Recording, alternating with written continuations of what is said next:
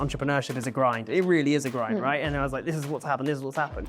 But at the end of the day, I got home and we had this major breakthrough with the startup. I was like, okay, it's all worth it. What was that first year of working for yourself like? But then what turned out to be a side hustle became an entire business model for myself. When did having a really strong personal brand become like the forefront of what you were doing? I guess we can both probably say without personal brand, we wouldn't be here. No, right not now. at all. Yeah. I'm going to tell you the way not to do it because that's the way I did it. The biggest hack to grow a personal brand is Lean into difficulty. I love this bit of advice. Like, things are difficult. If it gets difficult, that means you're doing something well, and lean into it and try and figure out that problem. he had manufactured his own luck. You don't get lucky, you just show up so many times that when luck comes, you're able to take it on. I've got one more question for you guys. It's a very important question. What is your founder's code? Lara, Acosta, Aydan, Al-Saad, thank you for joining us on Founders Code. Very happy to be here. You excited? Yes. Okay, we're going to start off with some quick fire questions. What is the one worst piece of advice you've ever been given, Lara? I don't know. Say yes to everything. I think for a period of time it works, but then as you scale up as an entrepreneur or professional, it just gets too much, and then you never learned how to say no. So true. Who is giving that advice? Never say yes to everything. Aydan, how about you? There's so many, like these cliche lines and stuff like that. I think one that kind of always stands out to me, and it's a good and a bad thing, is do your job. Like, I think there's like, the half of it is like, just do your job and you can, get your paycheck, go home and stuff like that. And there is a part of it which actually is true, but then there's another side actually, we're moving, the career space changing, you can do so many different things. And I, for 13 years, just thought I turn up to work, do my job, get paid, and I'm being a success, and I'm making my parents proud. And actually, then I realized that's not filling me. Yeah. And doing the job wasn't enough. So that would probably be one of the advices that is good and bad. Living for someone else. Yeah, kind of. Yeah. Making the parents proud. So early morning, early rising, morning routine, or a night owl? Ooh. So I've actually changed my tune on this. I'm the biggest proponent for hustle culture. I used to work all day, like over 16 hours a day, went to bed at 2, woke up at 7. But recently, I think I'm getting older, I've taken my nighttime routine very, very seriously. So 8 hours sleep, mouse tape on, magnesium glycinate, all of these things I'm very serious because I didn't understand how much a good night's sleep actually affects your next day. So not a morning girl in the routine. I don't have like a 2-hour routine, but definitely big time on nighttime routine. It's invaluable, that. Anytime when the inspiration hits me, I think is more for me. I think it's when you become a dad. So I've got a kid, 3 years old. If they're sleeping, they have a good night, you get sleep. If they're up early in the morning, last night, I think my son was up at 4 a.m. Dad, I want water, like daddy, water. Okay, 4 a.m. I'm up, kind of thing. And then you're trying to get back to sleep, but you kind of like, I'll do a bit of emails and I can go back to sleep at like 5 o'clock. Like, honestly, when you're a dad, you just put your kid first and you work around it. Fair play, proper creator there. Yeah, like you just got to be that way. I relate to both of that so much. What was your favourite podcast? Founders Code. No, I'm joking. It will be soon. It will be soon. I think for me, it's More Than Wisdom. I've watched nearly every single of their episodes. Chris Williamson is an amazing interviewer, very deep, very detailed, and he's made it a point to get every single facet of entrepreneur, founder, even professors, and you get a lot of insights and wisdom from his More Than Wisdom podcast, and I enjoy him. Yeah, he's really good. Yeah, he's great. There's little bits I think I take from everyone, but if I'm honest, hot ones. Ooh. I like that. It kind of gives me a different experience. Like, I think they innovated something, right? They innovated the YouTube show and like getting the celebrity or the person to actually answer something at a time when they can't fully comprehend and stuff like that. I think that's so unique. It's the hot ones, I would say. Interesting. It's a shorter show as well. So yeah, it is. I kind of appreciate the shorter shows. One of the things that fascinated me with Chris Williamson is he did his podcast for years and no one listened to it. And then the hockey stick, people found out about it, and it's a brilliant, brilliant show. You both got your own journey coming into entrepreneurship. What was that first year of working for yourself like? For me, I was still a university student. I was trying to get my master's out of the way. And I really couldn't fully comprehend that entrepreneurship was a thing that I was doing. I was just simply trying to get more skills so I could stack them onto my CV, so I could guarantee myself a job after. But then what turned out to be a side hustle became an entire business model for myself. So then the first year was just me being confused and just trying things out and not knowing what I was doing. And I think it's the best way to actually start entrepreneurship, because I didn't have such a big goal like I want to make $1 million, I want to make 6 figures, I want to be on Forbes. I just wanted to learn. And because I was doing it for free regardless, I never had this expectation of getting paid. And so that made me keep on going, because many people quit because they're not getting the $10,000 month, the $20,000, the clients, etc. I was just doing it for fun and seeing what I got out of it, and it proved to be the best thing I could have ever done. It's invaluable advice. Learning all the time, right? Yes. I wish mine was like as valuable. I think I did everything wrong.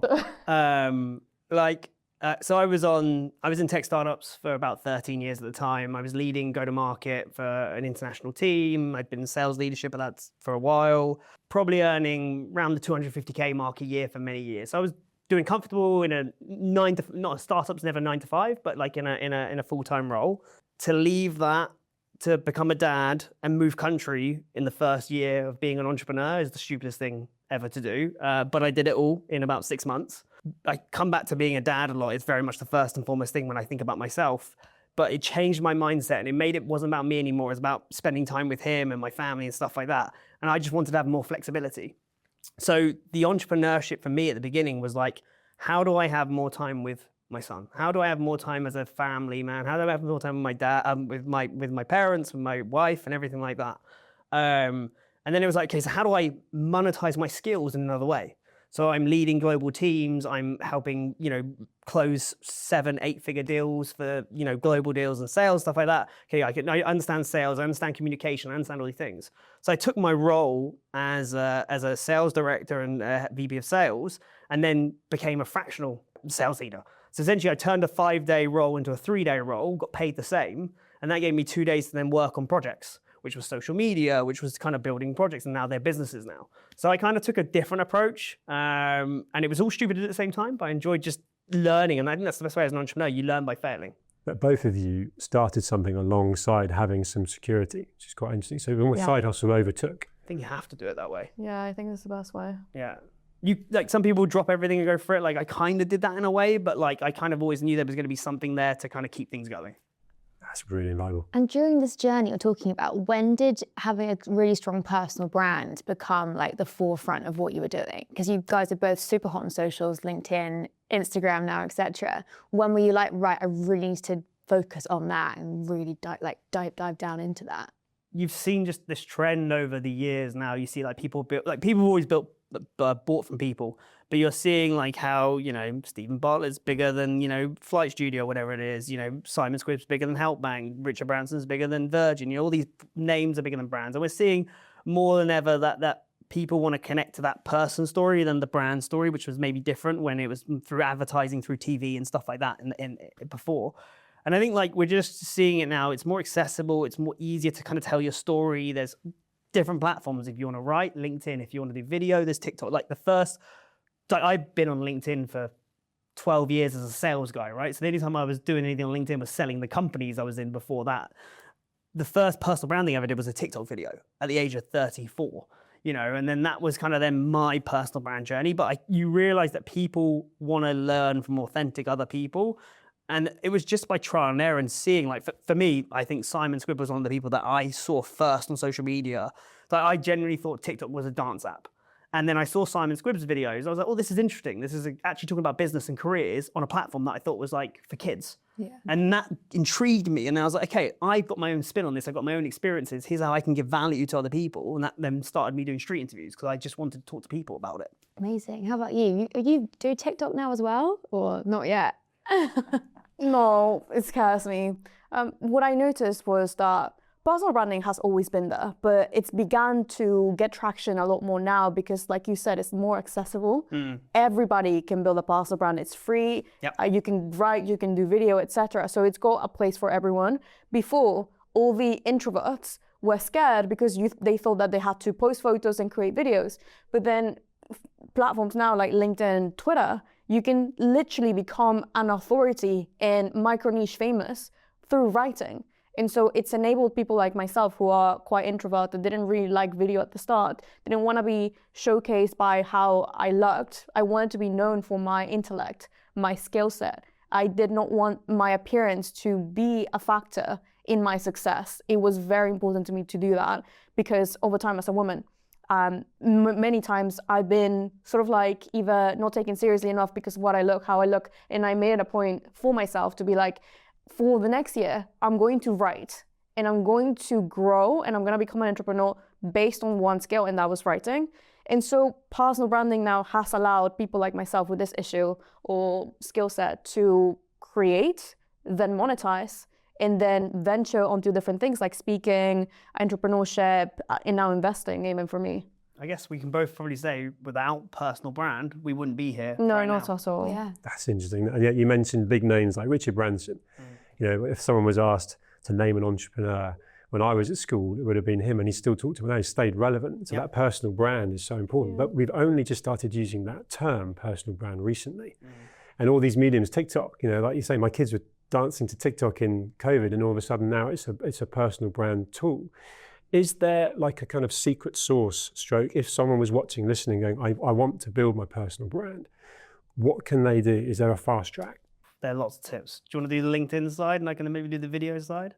The biggest hack to grow a personal brand is talk about the thing that you would talk about even if you weren't being paid for.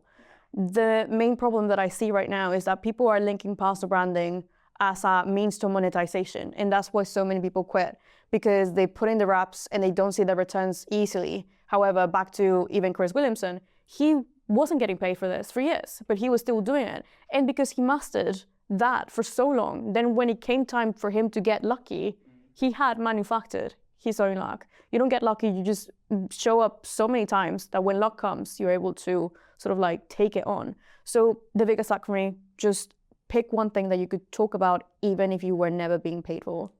I think I'm going to steal this one from Ali Abdaal, who was one of the first creator entrepreneurs that I interviewed. And he said something that stuck with me to this day, and I now always do it when I post. If your video can help one person, post it. So if doing that bit of content, whether it's a written post, a video, whatever it is, if that can help one person overcome a hurdle, overcome something, post it. And that's always been my mindset with it. Like the videos I do, if it can help one person get a promotion or pay rise or figure out their career or make them more happier, if it helps one person, post it. That's interesting, because you mentioned how you changed when you became a dad. There's a whole bigger picture than you. There's a whole alter ego that you're Probably servicing. Why it all happened at the same Yeah, I time. love that. Is there anything you guys like hold back when you're doing your personal brand? Like you're saying, even if you're not getting paid for it, write for it. I mean, a lot of people out there aren't getting paid for anything they write about, but like, how much do you hold back to yourself and how authentic are you? Like, how far does that go into your personal brand? That's really interesting. I think like with my personal brand, I don't think I hold back anything. I really kind of try and show, obviously a bit of family stuff. I don't go too much private into my family. I don't really show my kids all the time. I selectively do that. Like, you know, I want him to have his choice if he wants to be on socials in the future and stuff like that, not me. Yeah. I think for me, the biggest challenge actually is more the process. We were talking about this actually just before, like I capture, like Lara and myself, we have these DJI Osmo things, we capture so much footage and then we're like, how do we post this? What's the context? Where do I put it? Stuff like that. I think there is this want, I actually think Lara and I are probably two of the more authentic people on social media where we do post a lot of personal stuff, not just polished stuff. But then there's also like, how'd you package it? How'd you put it together? Like how'd you just live stream? Like where'd you put it? So like how much footage I have in my camera roll on my DJI Osmo that I just don't ever post because I just don't know where to put it kind of thing. But there's someone who may actually find value from it. But you're kind of like, well, does it really fit? I don't really know. So what do you actually do in that situation then? Because I think that's like the winning question, isn't it? So like, how do you package it up? Honestly, I think it is just trying to get things that are repeatable. So I think, especially with video content, the more, if you can find repeatable formats, whether that's doing talking head content, street interview content, whatever it is, if you can find something repeatable that you can just keep on doing, it's authentic, but you can keep on doing it and you find out a workflow and how it works, that's the way to do it. I've not been able to find that for vlogging. Like for vlogging and me, it just doesn't seem to be repeatable. Street interviews, put me out on the street and in 20 minutes I'll have 10 interviews I can post on social media. Vlogging, I just talk a load of stuff. I'm like, where am I going with this? And then I just leave it on there. That's important to share. Like I'm with you, and you're brilliant at TikTok and stuff. But like you said, that scares you. I'm still holding back from the whole talking to the camera and putting it out there. But then you're smashing it in a different way, where you're putting out proper intellectual content. Yeah, but again, that hockey sticks, that's work for you. And I want to cover that whole journey in where I do have something to say on authenticity. I think there is this thing I call the authenticity paradox, where the more authentic you try to be, the less you actually become. And so the piece on authenticity, how do you become authentic by a personal brand? You don't try to be authentic, you just choose your goal and you act as is. So on LinkedIn, the whole problem that people face, most like YouTube, you probably log onto LinkedIn and you think it's cringe because there's just like this sort of like angst about it's either too manufactured, the stories are too fake, or it's just too professional and there's like no middle ground. And so you need to understand how the different social medias play a part in the authenticity archetype in your persona. So LinkedIn, for example, is a professional platform. The authenticity of like, let me show you my kids, or like, let me talk about my dog and everything else that you would post on a story or on a TikTok, it doesn't make sense. So the problem with authenticity is you don't need to be authentic as fully authentic in every single platform, because your goal is to grow as fast as you can and become an authority in a singular skill set. And then when you create that focus on one thing, then people will then trust you to then care about all of these other things. The problem with people is that they start talking about all these things, like my outfit today, I went to Bloomberg and I did this, but if I did this if I posted about that with no following, I wouldn't have anyone that actually cared. So you need to sort of build that up, like what is in it for the reader in what I have to say. That is the authenticity, I think. It's like saying something with intention or with purpose. It's like, what is a viewer going to actually get out of that? Like, how are you educating them? I completely agree. Have you felt more pressure as you guys have ultimately had that sort of hockey stick scenario, and both of you in your own ways have got a big community around you now? Yeah. They're really well networked. Have you felt more pressure now? Because just like you just said, right, it didn't almost matter when you first started. You were throwing caution to the wind. Now, you could argue you've built a loyal following based on what you've been doing, but do you have that moment where I've got X amount of 100,000 followers all looking at me now? So much so for me personally, I think the audience growth, I cannot even fathom like 100 people in a room, let alone 270,000. And so even when I'm in a room at your event and people recognize me, I'm just like, I don't know what I'm doing, because I built my entire business off writing things and not really communicating with anyone in person. So there is a lot of pressure of me. Now I'm sort of like a role model to some people, and I'm still figuring out what I'm doing. We all are. It's important to hear that though, because in your own way, you've got people that look up to what you're doing. And that role model, we had a call when you kindly connected us last week, and I called that out. The role model side of things is real, it's important. Yeah. So it's invaluable to hear that back, that we're all figuring it out, right? Yeah, I think it's important just to keep showing up. But I think at the same time, like, it is also important to, when you don't want to show up, like to actually even showcase like, hey, I don't want to show up today kind of thing, or I'm not going to be there. Actually giving that to the audience as well. So like, my stories are very, very random, and like sometimes they're about, like yesterday, I had one of those days where everything seemed to go wrong kind of thing. And I was like, entrepreneurship is, I just put me on the train. I was like, entrepreneurship is a grind. It really is a grind, right? And I was like, this is what's happened. This is what's happened. But at the end of the day, I got home, we had this major breakthrough with the startup. I was like, okay, it's all worth it for that kind of thing. These reminders kind of thing. And I just wanted to, I didn't package it in any nice way. I just kind of just shared what it is. And I think like sometimes it is like people do look up to you, but at the same time, I think it's just making sure you do keep yourself. None of us are perfect. None of us are always going to be on our A game. We all have bad days. We all have days where we don't want to be there. We all have days when we just want to kind of cool it and watch Netflix or chill and stuff like that. That's normal. It's okay to show that too. Well said. Yeah, definitely. I agree. I feel like I should actually probably do that more, because I'm like, I'm here and I'm, everything's amazing, but I probably should do that. I'm learning. So also having this personal brand and gaining all these followers, something I really want to know is, of course, you can monetize it by a brand deal or a sponsorship deal. I mean, that's the ideal world. But how do you then convert a view or a follow into a customer for your business? So like your consulting business, etc. How do you do that process, or like any advice you've got for that? This is the issue with trying to build a brand just based on your authentic self, that people become entertainers rather than educators. And the creators that are winning the game with their personal brands and content creation are the ones showcasing tangible and monetizable skills. So if you're building a business like a streamer and you're creating content and you're streaming yourself, the only way to monetize is via sponsorship. And sponsors are quite rare, scarce now, less and less. The streamer boom just ended. And so the smarter creators are building businesses off the back of what they're creating. They're being smart, they capture attention with a skill that helps people, fitness, writing, whatever, consulting, accountancy, and then you create a micro niche audience that then can make you more than someone that with 1 million followers. If you have 5,000 followers and a singular skill to share and educate people on, you can make thousands, if not millions. I'm going to tell you the way not to do it because that's the way I did it. So 2 years ago, when I first started going viral and stuff like that, I created like this Discord community. I put it in Discord, terrible idea from the get-go. No offense, Discord. I had like 500 to 1,000 people in there in like a week or something like that. And then I just got rid of it. I was like, after like 2 months, I didn't want to be in there. I didn't feel like this is the right thing for me. I was like, cool, let's not do that. Started doing coaching.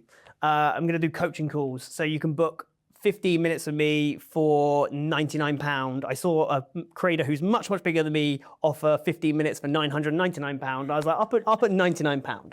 Started offering that, went on TikTok Live, started doing that. Booked. I only did it on one Monday every month or something like that. I did it for 2 months. Full like 15 minutes, £99, 15 minutes is good money. Didn't enjoy it. There was too much follow-up afterwards. And I was like, I don't really want to build, I don't want to do coaching. That's not really what I want to do. I tried all these things. And I was like, do you know what? I actually want to build something that is to what I want to do, a tech startup. It's a much more bigger idea. I want to actually build something where people can get skills, they can share their skills, they can build it. So the last year, I've not tried to take my audience anywhere. I've actually doubled down on brand deals.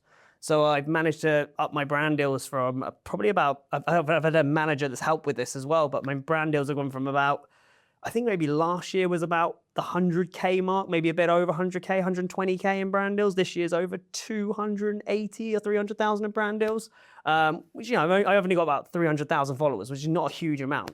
And that's been a focus of mine to obviously actually focus on building the startup. Okay. And this is where I'm now taking my audience to come on a journey with me to build this company where they're actually going to be able to get skills to build their careers. And actually that's what they want. Yeah. They don't want me to do the coaching is not going to be a long-term thing. The community is a good idea, but just it wasn't the right phase for me.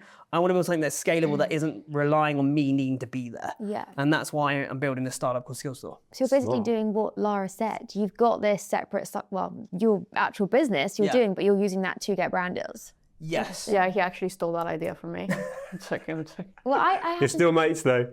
Still mates. I happened to do it naturally. So I was a content creator and then I started a business. So, and I feel like there's a different ways of doing that. And I actually do believe that if you are a content creator first and then you start a business, you have a lot bigger chance of that business succeeding. Well, because you've got people who are like already buying into you. They're looking at you. They're following you. You've got leverage. Yeah. I think it is the most scarce resource now, having leverage of an audience. People right now have they have a good product. So many businesses fail. They have great products, spent a lot of time in research, etc., but they don't have the distribution. And there's paying influencers, however much money it is, to then market the product. It's not going to work. You've got to be really lucky to be able to figure that out. It has to be a really great creator and brand fit. So like, for example, with Skill Store, we've paid to brought Simon on board. Well, he's invested in the company, Simon Squibb. He's the perfect educational creator for our business. Unless it is like the perfect person, just paying any random creator just for audience is never going to work. It's like paying a celebrity to do a product. Like, why is that celebrity doing that product? It's just usually for money kind of thing. But if you can get the right creator for the right product, it can be actually like I agree. really work. Matching passion with mission led there. Yeah. It's a skill on both sides. He's recognised that you've obviously probably reached out to him and... Well, he's seen me do 2 years of grind on social media and gone, okay, now I can see it. But like, I think like coming back to the point around the creator and entrepreneur side, this is when Lara spoke at our Creator Leaders event, and is that we're at this really interesting time where most creators are struggling to figure out businesses, how they build businesses off their audience. audience. In itself, really. Right? Someone needs to help that. And most entrepreneurs are struggling how to build a personal brand.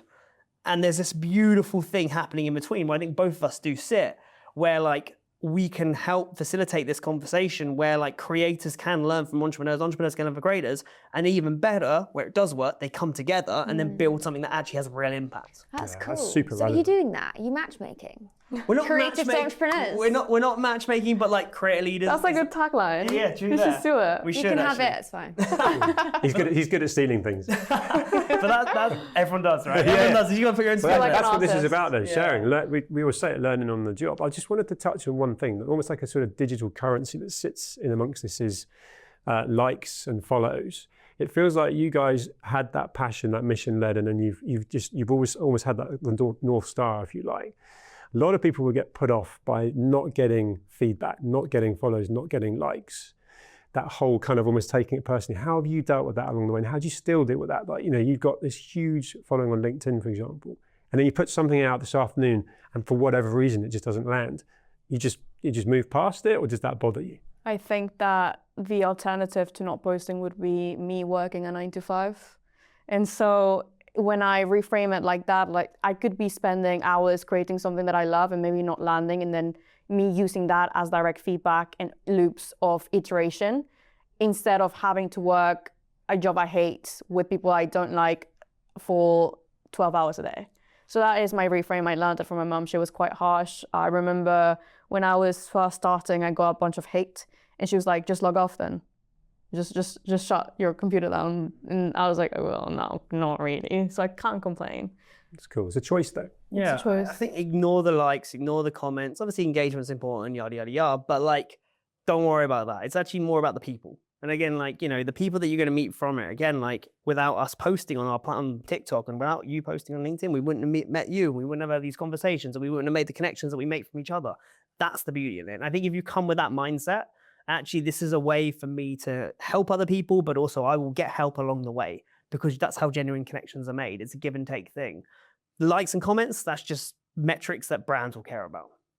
And not always, really, because it's about True. more like engagement and your real core engagement, not your mass likes and mass views. I can actually talk about that with a specific brand. Indeed. I've worked with Indeed now for over 2 years. I'm like, there's not many brands and creators that have such a long period. Most brands work with creators for one partnership.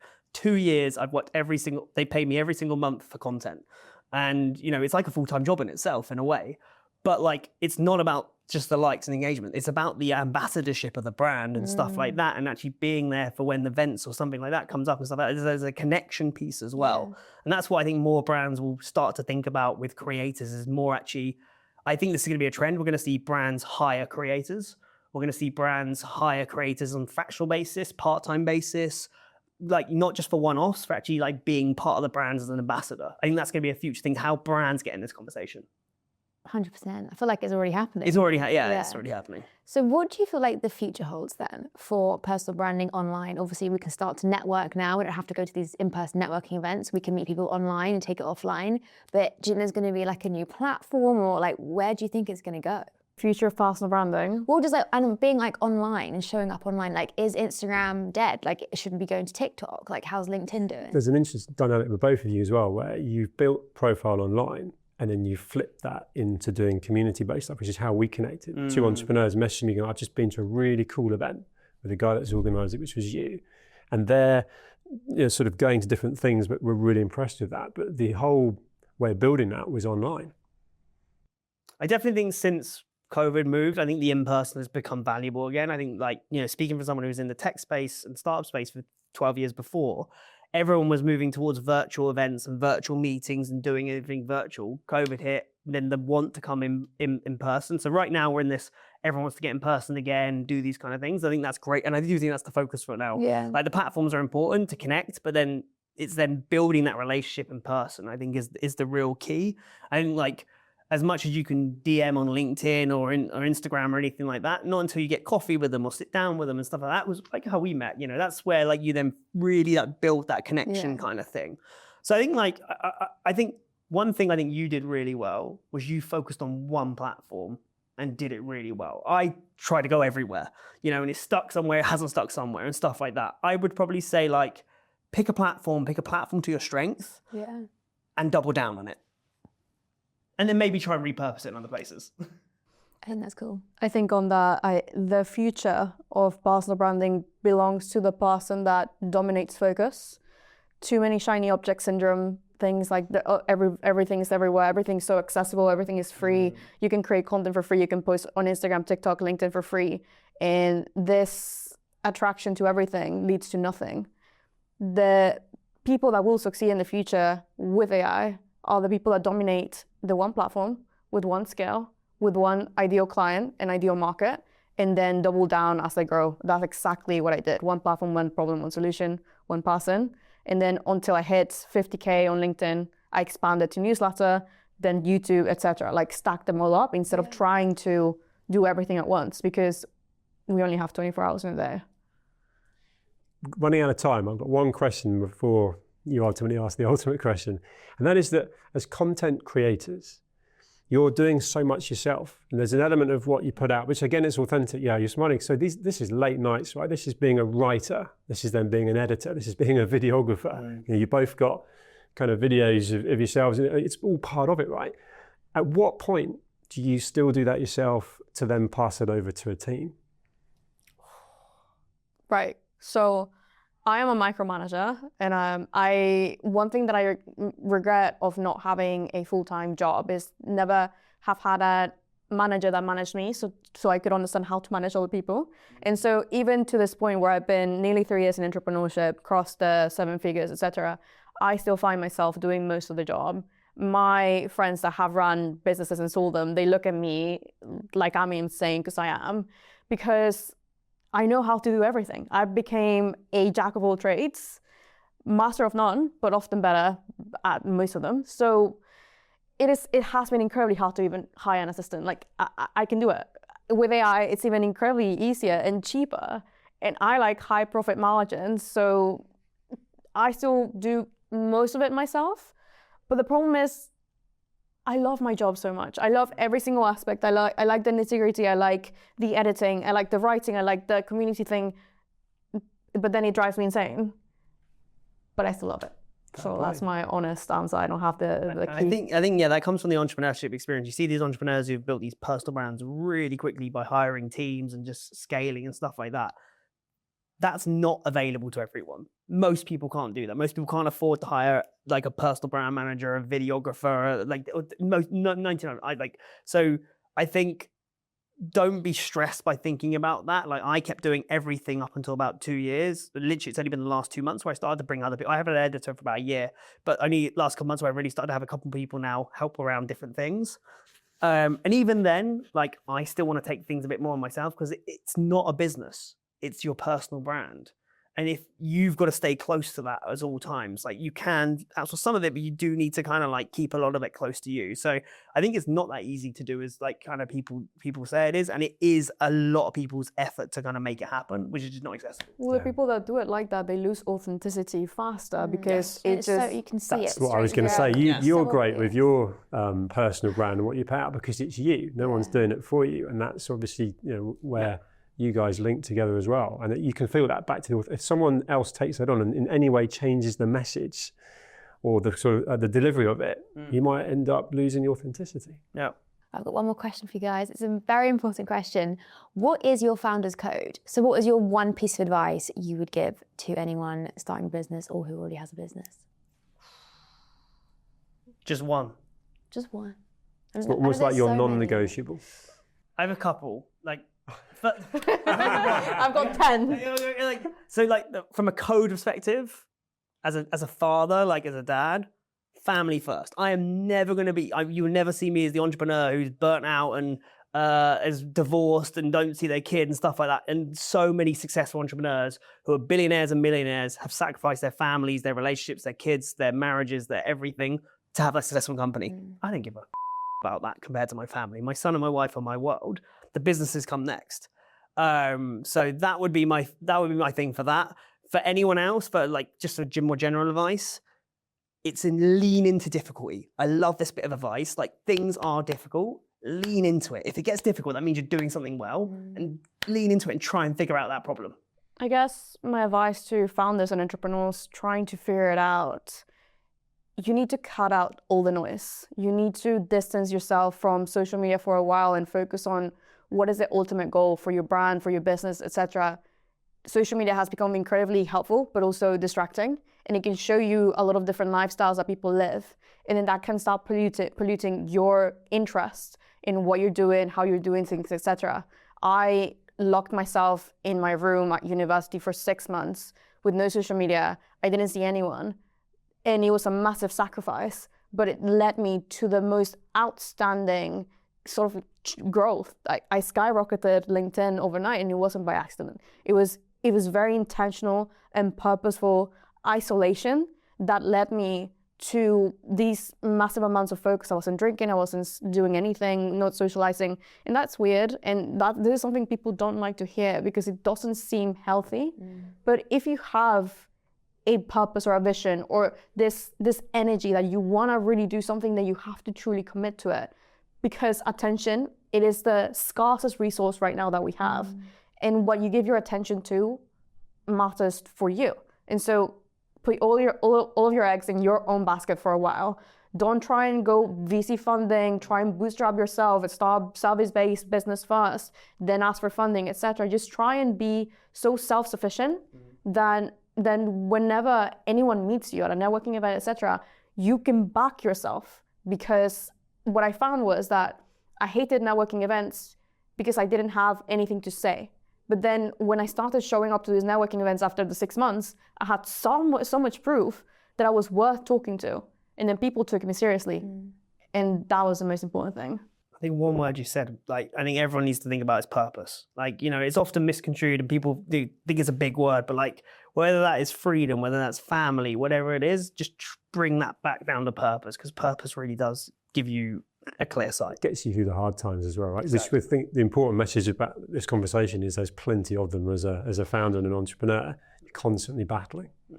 Guys, this was amazing. I've learned so much. We knew we were going to, but it's been awesome. Have you guys enjoyed it? Always good to jam, Lara. You enjoyed it? Yeah, always learning. So much to learn from you guys. I feel like if we kept tipping you upside down, there'd be so much invaluable information, but we've loved it and we've run out of time. So thank you guys. Thank you so much for having us. Thank you so much. I loved it. Yeah, it was fun. So. There we go.